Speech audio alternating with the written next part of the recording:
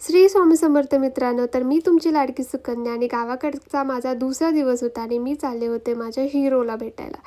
तर मित्रांनो, मी हिरोला भेटण्यासाठी बस पकडली. एवढं स्ट्रगल करून हिरोकडे जाणार होते, तर त्याच्यासाठी मी थोडासा खाऊ घेतला.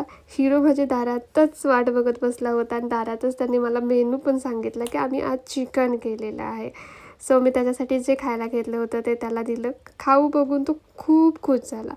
हा आहे आमचा हिरो. कसा वाटला तुम्हाला आमचा हिरो ते कमेंटमध्ये नक्की सांगा. हिरोच आज म्हणजे आमच्या चिकूचा आज बड्डे नव्हता तरीसुद्धा त्याला केक खायचा होता म्हणून त्यानं आम्हाला केक आणायला लावला होता आणि आम्ही त्याचा असा दुसऱ्यांदा हॅपी बर्थडे केला.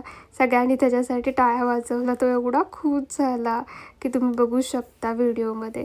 त्यानंतर आम्ही जेवलो मस्तपैकी. जेवून झाल्यानंतर आमचा हिरो झोपी गेला होता.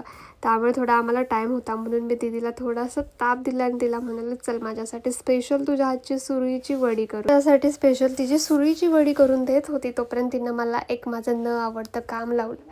माझ्या आयुष्यात दोनच कामं मला आवडत नाहीत, ते म्हणजे एक कपडे धुणं आणि एक खोबरं किसणं. त्यामुळे मी एवढं वैतागून खोबरं किसत होते कारण की वडी तर खायची होती मला. सो मला हे करणं भागच होतं.